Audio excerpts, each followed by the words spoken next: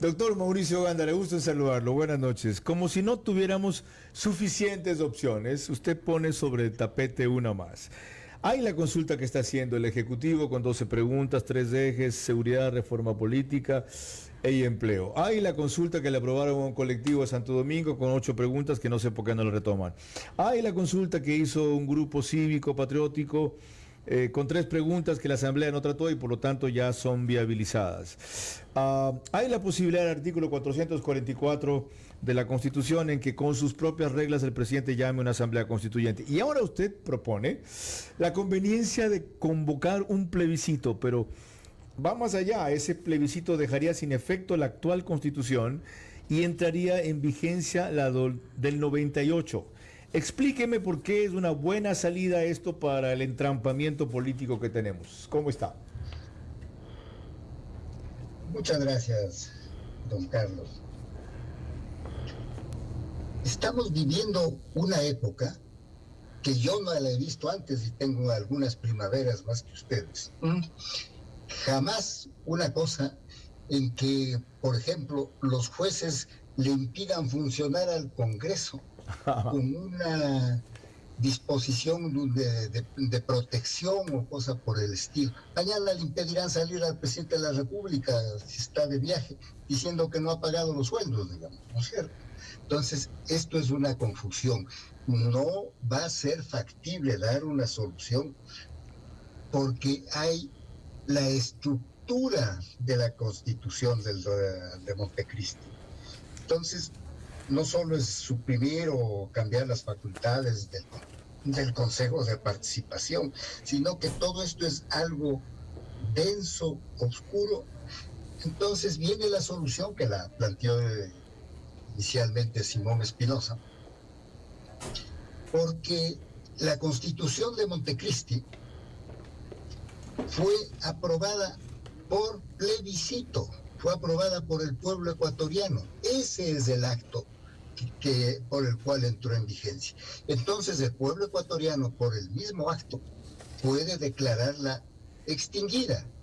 Y entonces, para no ponernos pues a escoger si la del año 6 y la del 46, lo lógico es que si se ha extinguido la del año 8, la reemplace, porque no puede haber un vacío legal, quedaría vigente la inmediatamente anterior, que es la del 98. Entonces, con eso usted obtiene suprimidos estos recursos de protección, queda suprimido porque no existía entonces este Consejo de Participación y cosas por el estilo. Entonces, entraríamos, por supuesto, con una disposición del mismo pueblo ecuatoriano para que se actualicen todas las reformas laborales, de derechos humanos, de todas las cuestiones, al día en que entre en vigencia la Constitución anterior. Okay. Esa sería lo básico de esa ya. Genial. Se adelantó a la segunda pregunta que le iba a hacer. Ok. El primer problema resuelto: desmontar esa Constitución que es la responsable de muchos de los bloqueos y galimatías de ahora. ¿De acuerdo? Y mi pregunta iba a ser, ok, y todo lo que establecía la Constitución vigente, que está consagrado esto como aparataje del Estado, por ejemplo, el Consejo de Participación Ciudadana y Control Social, el Consejo Nacional de la Judicatura, creo que no había en el 2008, la función de transparencia no había. Habían 3 funciones del Estado: ¿ya? Legislativa, ejecutiva y judicial. Se acabó la historia. El Consejo Nacional Electoral no era una función electoral, era el Tribunal de Garantía, el TSE, el Tribunal Supremo Electoral. Esa vaina. Ok, ¿qué hacemos con todas esas instituciones, derechos y cuestiones así que dejó vigente esta Constitución? Y una cosa adicional: si bajo el régimen de esta Constitución vamos a convocar a un plebiscito, hay que cumplir una cuestión que dice esta bendita Constitución, que no cabe la regresividad de derechos. Entonces se van a eliminar una cosa de cuestiones que fueron consideradas conquistas y derechos nuevos, y aquello sería inconstitucional de entrada, porque poner en vigencia la del 2008 es regresar en derechos. No, poner en vigencia la del 98. Perdón, la del 98, perdón, cierto. Sí. No, porque elimina el cuerpo de la Constitución del 2008 y declara vigente la siguiente automáticamente, para que no haya un vacío legal, entraría en vigencia. Pero declara que se incorporarán todas las normas de derechos humanos, de derechos de los trabajadores, etcétera, ese momento, digamos, ¿no es cierto? Y se le pueden consultar otras cosas, por ejemplo, la de la bicameralidad. Pero ya como preguntas subsiguientes, ¿no? Okay. Lo que están haciendo hoy día es de numerosas cosas que todavía no las conocemos, o cosas, pero se intuye, o lateralmente se van conociendo las cosas, y en un ambiente tan accidentado como el que estamos viviendo, porque lo que usted estaba relatando, que les avancé a oír, si esto del señor Nazareno arreglando sus cuentas en el parqueadero. Qué increíble. Y no es que hay que probar nada, porque el comunicado del propio Ministerio de Defensa lo menciona. Qué increíble, así es.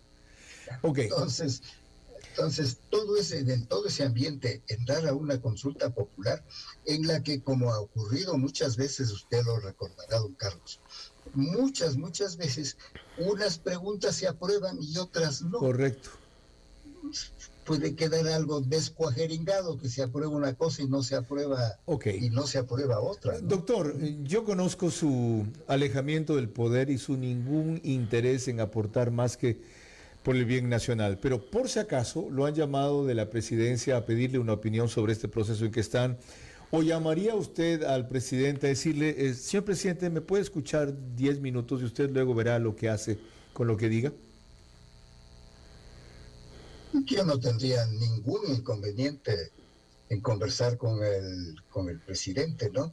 Le cuento que mis artículos yo le paso al presidente. Ajá. Porque él una vez me escribió por su iniciativa, entonces hemos quedado conectados. Entonces, el artículo mío de anteayer, en que han hecho una barbaridad en dejar un ministerio de gobierno sin manejo de la policía. Sí. Pasa a ser simplemente una oficina de enlace. Qué increíble. No sé si lo leerá o no, pero tengo esa posibilidad, esa relación, pero no he conversado con él. Permítame pedirle algo.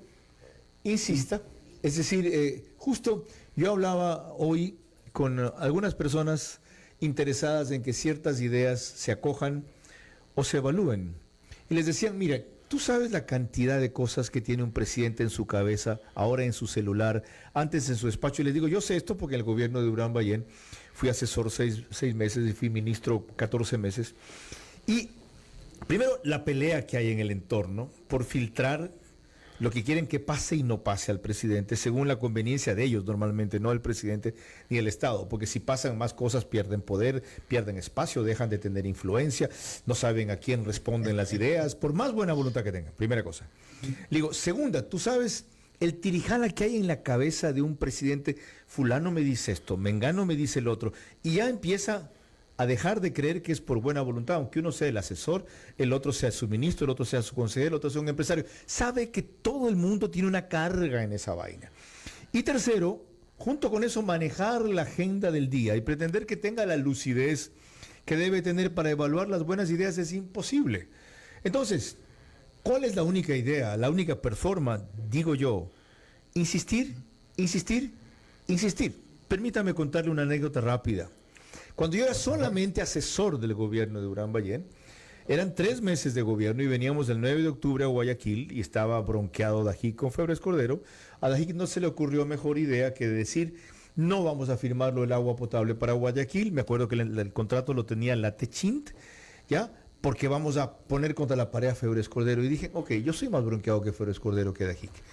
Pero ¿cómo vamos a joder a una ciudad por una rivalidad de dos? No, es que hay que hacer sentir el poder, no sé qué, no sé cuánto, no sé cómo. ¿Saben qué ocurrió? No se pensaba en país. La Techint no tenía forma de decirle una cosa a Durán Ballén que resolvió el problema. Y me llaman, porque yo había asesorado a esa empresa en 1988, esto fue en 1992. Carlos, Atilano Fernández, me acuerdo clarito, un genio. Mire, sé que usted está ahí de asesor, ¿le puede usted informar al presidente que la plata que necesita para las nuevas tuberías de agua potable, que tenían que ser de 1 metro de ancho y no de medio metro para que no estallen con la fuerza que venía el agua, las puede financiar con 17 millones de dólares que nosotros dimos de anticipo al gobierno de Borja. Y le dije, ¿dónde están? Me dicen, lo sabe el CONADE. Bueno, le pasé el mensaje a Durán Ballén. Durán Ballén no le contó a nadie, fue al día siguiente y le cayó a Pablo, escribe en el Universo, Pablo Lucio Paredes, en el CONADE. Y le dice, Pablito, ¿qué hace usted aquí, señor presidente? A visitarlo. Le fue a ver a la vicepresidencia, ¿es cierto esta cosa? Él le dijo, sí, señor presidente. ¿Y por qué no me lo había dicho? Porque usted no me había preguntado. ¿Podemos disponer? Sí, podemos disponer de ese fondo. Ok, ordenó que se situaran esos fondos y vinimos a Guayaquil en esa época, por Dios, con 17 millones de dólares a la sesión solemne el 9 de octubre a dar una solución a la ciudad en vez de aumentar el conflicto. ¿Qué lo hizo posible? Alguien como yo que perforó el entorno para que le llegara una idea que nadie le quería contar. Entonces, volviendo a lo que usted me cuenta, me parece tan desconcertante y valioso lo que usted propone, que es, no lo tome a mal lo que le voy a decir, que es vanidoso creer que porque lo pone en un editorial ya todo el mundo lo va a entender, todo el mundo lo va a saber. No, pues lo leen 3, 4, no es cierto. 5,000 personas. No, lo leen muchos más y aún en su caso. Pero hay que, si usted tiene una buena idea, es su obligación machacar en eso. Sí, lo estamos pasando en un grupo pequeño de amigos con Simón Espinosa precisamente, en que pasamos en estas cosas que mandan en mensajitos cortos en la televisión o cosas por el estilo. Ya. Y para, pero doctor, por supuesto. Ya. Y para no quedarme en eso, puede venir el jueves a Guayaquil, lo invito con anticipación, para dedicarle solo a esto 1 hora en mi programa de Noche de TC, jueves. Esa cosa se la agradezco y como no he ido de más tiempos a Guayaquil, me iría con mucho gusto. Ok, comprometido, sí, porque no diga, Vera solamente me carbonea. Entonces, ¿qué es en la noche? Es en la noche, correcto. En el programa de la noche. El de la noche. Sí. Ok, lo espero. Dicho. Ahí nos fajamos. Un gran abrazo. Doctor Mauricio Gándara, fue embajador del Ecuador en Londres, fue un sobresaliente ministro de gobierno en el Durán Ballén, sagaz político, fue parte del fundador partido de Unidad Republicana. ¿Alcanzaron a trabajar juntos? No, él fue fundador, fue parte del gobierno de Carlos Julio Rosemena. Unidad Republicana, se llama el partido. Que fue el que apuntaló a Sixto y luego él se abrió porque le quitaron toda la jugada que él hizo en 92, claro. Él en la sierra, los vaquerizos en Azura aquí en la costa. Buena memoria. Y luego